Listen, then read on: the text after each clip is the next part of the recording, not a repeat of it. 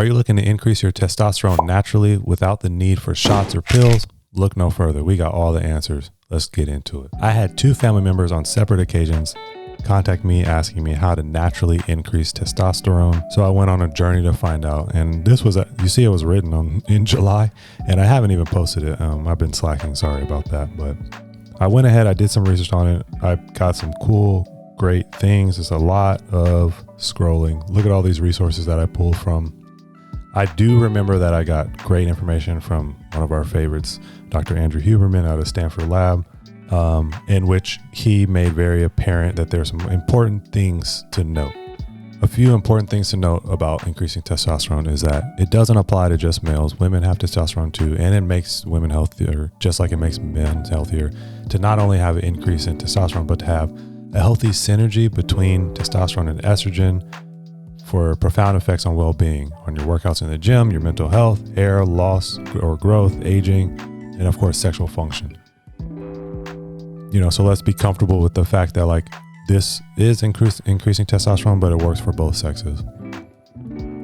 Why can it benefit everyone? So healthy levels of testosterone are linked to improvement in heart health through the increased production of red blood cells, increased muscle mass, decreased fat. And we know that as we age, muscle mass goes down, fat goes up.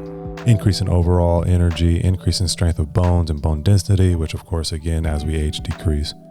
Healthy levels of testosterone are also linked to better verbal, memory, and spatial abilities, which have the chance to increase your chance to ward off Alzheimer's. My thesis on health and wellness is that it's diet, sleep, exercise. So we're going to start off with diet, how to increase your testosterone with food and supplements, because we're not all professional chefs. We don't always have the time to get in the right nutrition, and supplements is good, right? Like if you don't have the time to do it through food, then go ahead, feel fine about doing it through supplements. Providing our body with the building blocks to produce testosterone with food and other naturally occurring habits is a great way to boost testosterone. Testosterone, like many other things, are just molecules in the body that they are extracted from food, supplements.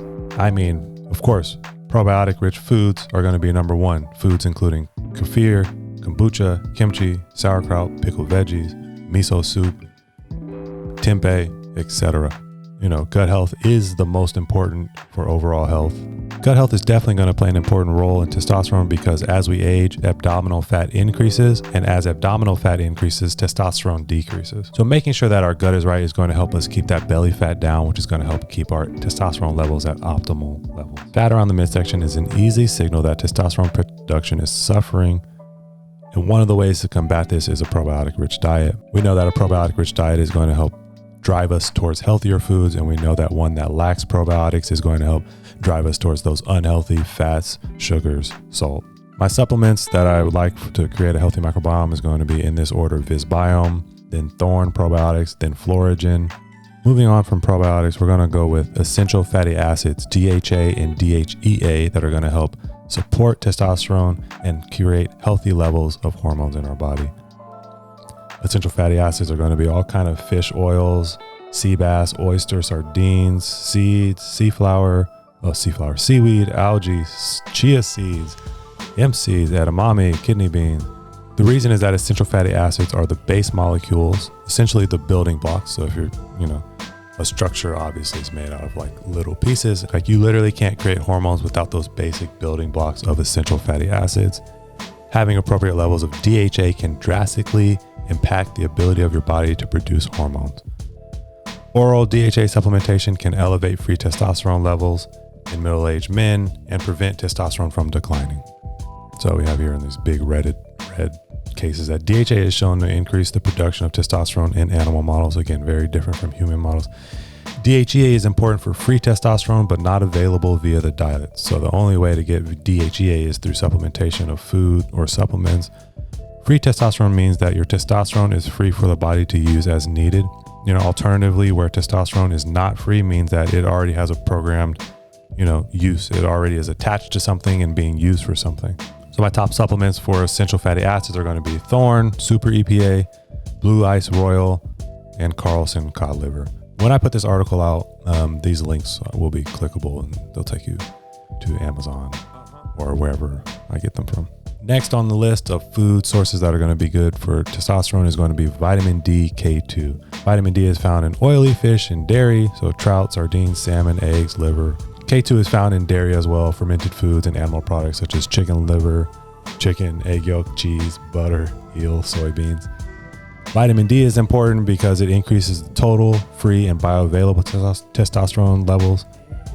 You see here I've cited this study that was done in 31 middle-aged men. K2 is necessary because it helps process the vitamin D so that the calcium goes into your bones and does not lead to calcium buildup in your arteries. So K2 helps your body process all the calcium that is receiving. So that's why it's important to take vitamin D, which gets converted into calcium with K2. So the supplements that I enjoy is going to be a Nutrimetrics Isotonics, which is like a powder supplement. Really like it. And then number 2 is going to be Thorne Vitamin D plus K2 liquid. So it's just a liquid drop that you have. I choose the liquid sources over the pill sources. They seem to be absorbed a bit better. Next on the list for healthy testosterone is going to be creatine, which is found in red meat and seafood. So creatine is very widely available. It's a well-researched nutrient. Natural sources of creatine are found in meat consumption, so you may not need to supplement. However, if you are following a vegan or vegetarian diet, then creatine supplementation may be beneficial in maintaining healthy testosterone levels. So creatine has been found to increase DHT, dihydrotestosterone, by 56% after 7 days. That's pretty good. And remain 40% above that after 14 days of maintenance. So very cool. I think, again, creatine is kind of widely known to be beneficial for not only testosterone, but if you're in that health and fitness community, like a lot of people will supplement with creatine. I think it's very important to note that DHT side effects promote prostate growth, sebaceous gland activity, male pattern baldness. So yeah, supplementing with DHT can make you bald if you're predisposed to male pattern baldness, and it will grow your hair in other places that maybe you don't want it. So fun facts on creatine is that athletes use creatine to assist in high intensity training. It may cause an increase in body mass because of how creatine helps you absorb water. So you pick up a lot of water weight. You lose it as soon as you stop taking the creatine, but you may gain more weight. Because creatine helps build muscle, it may be beneficial for individuals with muscular dystrophy. There is some evidence that creatine can boost memory. It is being used in a number of studies in diseases including Parkinson's and depression. So maybe not proved anything yet, but they have good idea that it might help with Parkinson's, depression, other mental health ailments. So never, in my opinion, a bad thing to try. I have here my favorite creatine supplements is going to be Thorne. Again, like Thorne is going to appear on here a lot just because I enjoy Thorne. It's a well-researched company, as in they do a lot of good research on their own into the supplements that they create. And then the next one is going to be this bulk creatine monohydrate powder. Because creatine is so widely available, so well known, you can get it for cheap. So I honestly get the bulk one. I don't want to spend extra money because supplements can get expensive, so I'll get the bulk one. Okay, moving on, we have zinc and magnesium.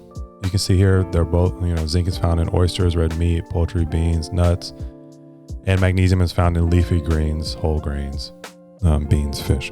Vegetables and fruits also have magnesium, such as spinach, Swiss chard, edamame, tamarind, potatoes with the skin, and okra.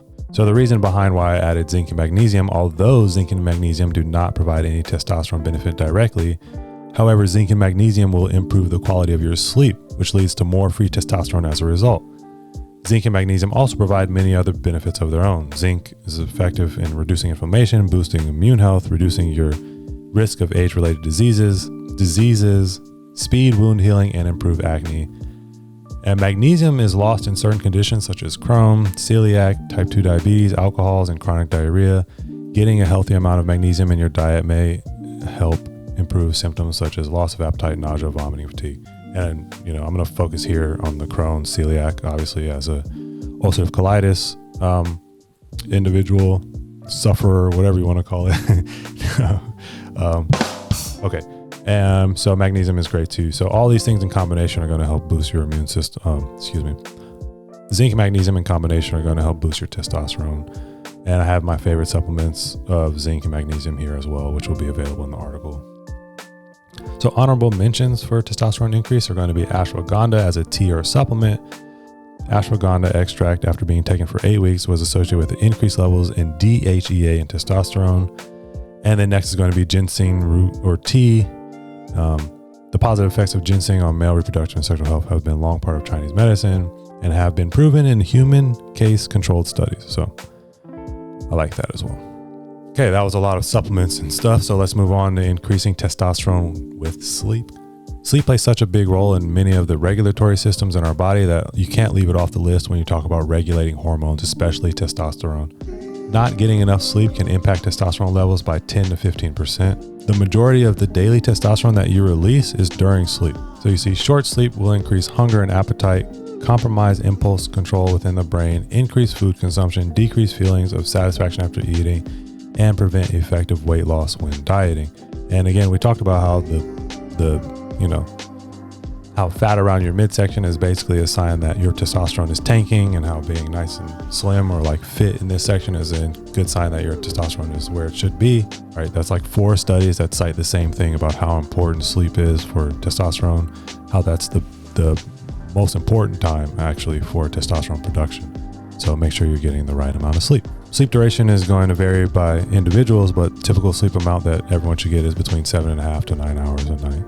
And increasing testosterone with exercise and competition. I thought the competition part was very interesting. So Dr. Andrew Huberman went into that really well. So the idea of competition being beneficial for testosterone is really interesting, right? Competition creates a physiological response to prepare for levels of exertion required.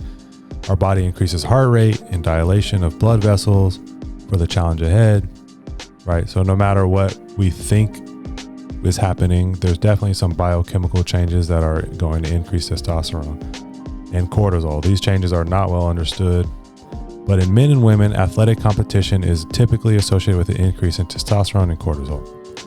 So in conclusion, you want to eat well, you want to sleep well, you want to get exercise, and you want to compete.